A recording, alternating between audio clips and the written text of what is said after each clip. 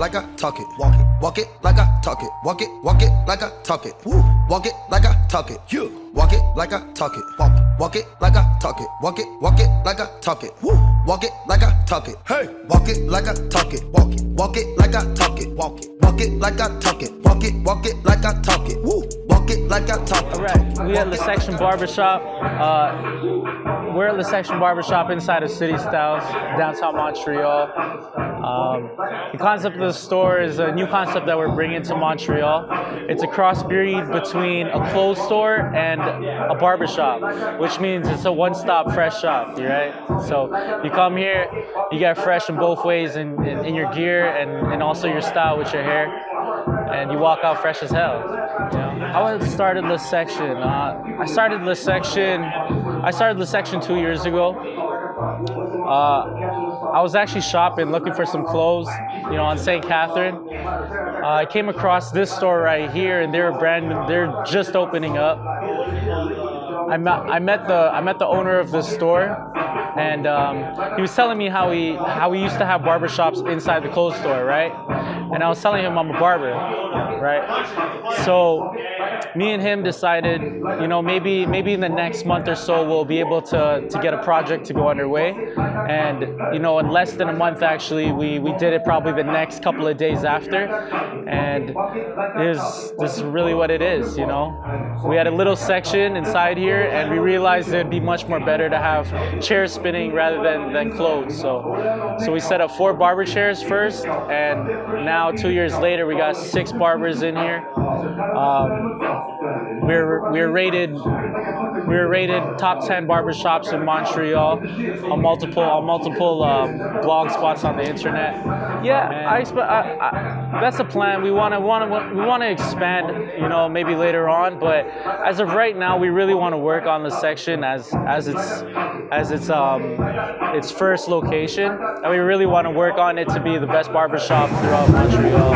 The section kind of came from me wanting to open up a club first. You know, it wasn't a barbershop at first. I want to open up a club, but then I realized that's not going to be anytime soon. So, you know, when we decided to open up the section, we were thinking, what kind of names will we do? And we wanted to be a very exquisite and like a very exclusive barbershop. You know, more not like the others. So we decided to call it either the VIP or the section.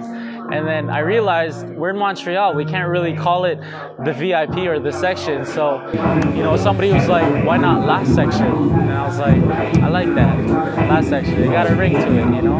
So that's how it came about. How I became a barber?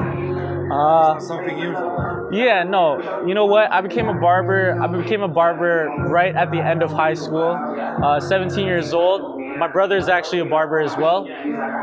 So, you know, I had his tools in the garage one day, and my boy actually was kind of on the run from the cops, and he had a big afro, right?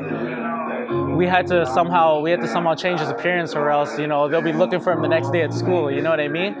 So we cut that shit all off. You know, I gave him a lineup and everything like that. And my first haircut ever. And, yo, it came out pretty good. And I was like, you know what? I'm gonna start doing this. I started in Toronto first. Yeah, that's where I'm from. One time for Toronto. But yeah, I started in Toronto, and 7 years later down the road, I decided to move out to Montreal. You know, I take my craft with me out here, you know what I mean? So my team, well, I actually started with 2 of my guys, which is Biggie Drew the barber, and Rico. These guys were kind of new into the game, and you know, most times when you decide to open a barbershop, you need help of barbers that have already been in the game and have experience. But me, I had this vision with these 2, and I knew that they were gonna help me to reach what I wanted to reach, right? So yeah, those are my two main soldiers, and then we got Gon's hands, youngest in the game, and he's blowing up. YG is young in the game too, but he's about to do his thing, you know. So this year these guys are hoping to get their first trophies and, you know, take down most of Canada. Yeah, I do battles. I do competitions in mostly in Canada, but I am an international award artist. I've battled in Vegas. Went to Chicago, but I've also won my first international trophy in Miami. And that was 2016. Won my first trophy. First off, I won like about $500. I won $500 and a big ass trophy, you know. And to me, it was more than just a trophy. To me, it was more of like an accomplishment. You know what I mean? Just the fact that I'm a Canadian barber and being able to battle with American barbers was tough, but it was rewarding. You know, how do I prepare for the barber battle? It's just like anything else. You know, it's a lot of practice. You know what I mean?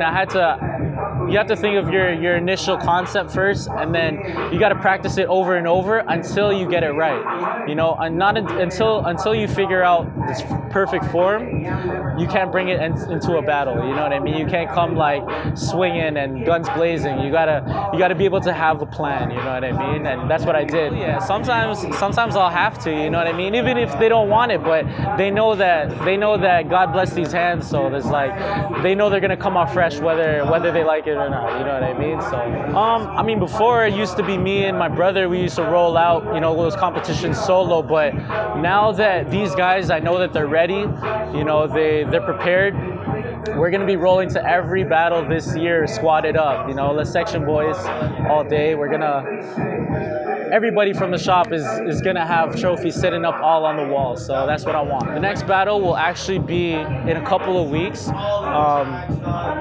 Oliver Culp from Montreal, who's also a barber, he's gonna be throwing it.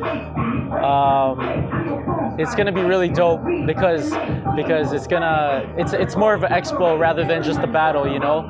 There's gonna be hitters from barbers from US coming out, and it's gonna be a good chance to everybody to reconnect and, you know what I mean, learn, you know. So I'm actually not competing myself. I'm going out to support the boys. Biggie Drew and Gons is gonna be battling. So these guys have been practicing day in, day out, and you know, I have a good feeling these guys are gonna bring something home. You know, that's it. We threw our first. It's called the Heavy Hitters Barber Battle. Something that my brother and I created about a few years, maybe 5 years ago. It's annual in Toronto every single year, and this is going to be our second show this year. It's going to be in May, so hopefully everybody comes out to that, whether you're a barber or not. You know, yeah, what it is just a bunch of barbers getting together. You know, you have a category, you've got a time limit, and you just got to execute. You know, make the fans go crazy, make the gram go crazy, and do your best, right? So it should be fun. It should be fun. No, he doesn't work here in Montreal. He's actually, you know, the one that started the whole thing for me and for our family, but he has 2 barbershops in Toronto, shout out to Mad One, and also a tattoo shop, Chosen Ink. So for me, he really inspired me throughout the whole way of my career. You know, he set the next level, and me, it was just trying to be able to get to the next level or trying to surpass that. You know, and I think now he's pretty proud. You know, he's pretty proud of what we got going on. So he really is my mentor, man. He really is my mentor. You know, everything in life that he does, like, I feel like is a good example for not just me, but for anybody trying to make it big in the game. You know, he's a leader. You know, and these guys can say it too, that he's a great leader. You know, an inspiration. Yeah, for hair or. Yeah, hell yeah. I got a lot of. You know what? I got a lot of inspiration. I've been following a lot of people in the game. One person that I'm really inspired by, though, is Marcus P. Hatch. And I've been following him since I was probably, when I first started, when I was 17 years old. But he's like the official barber now of P. Diddy, DJ Khaled, you know, Travis Scott, you know. And it's not just about the celebrities that he cuts is what inspires me, is that he's sick with it. You know, he's just really finesse with it. It's like he doesn't even have to try. you know, and that's the kind of thing that gets me going, because I feel like in the barber game right now, people try too much, and sometimes when their trying doesn't go the way they want, they just copy people. You know, it's a very mimicky game. So I feel like the most respect I give to barbers is when they're trendsetters, right? When they make their own trends and when they pave their own way, you know? I believe in that for sure. My biggest goal, I want to take Last Section Barbershop to a bigger platform. I want to turn our Montreal barbershop into a mega shop, which will, you know, hopefully it'll consist of stylists, women stylists. We'll get makeup artists in here, more barbers definitely. I want it to be like a 2-story barbershop, you know, something that no one's ever seen before, and, you know, eventually have our franchise locations out in, you know, Europe. I want to take over Asia. I want to take over the States, you know, and just bring that Last Section style to different places that don't have it, you know. With tattoos, I've been getting tatted, man, since I was like 14 years old. I got my first tattoo when I was 14 years old. It's always been a thing. It's always been a lifestyle to us, you know what I mean? Most foreign parents aren't really down for you know, for the kids getting tatted, but you know, our parents really love the way that we expressed our creativity and our art through our bodies, you know what I mean? And yeah, I mean, like, I love tattoos. It's addicting as hell. I probably won't stop until the last inch of my body is tatted. But yeah, shout out to Chosen Ink Studios. Those are my guys right there, man. What's the definition of a barber life? Of a barber lifestyle? You know, it's actually a hashtag, barber life. You know, a lot of barbers actually put barber life on a lot of their pictures, and I don't really think they're living the barber lifestyle. But you know what the barber lifestyle is? It's fucking hard. You know, it's hard. It's not your regular 9-to-5 job. We literally work from the morning all the way until the last guy comes into the shop, you know, and it's a lot of dedication and sacrifice. We don't get to see the people that we're with the most, like our family and stuff, because we're always in the shop. We work on other people's time sometimes, and you know, it's just about doing what you love, and then after the rest follows. You know, you have clients that will fuck with you heavy till the end of the day if they're loyal.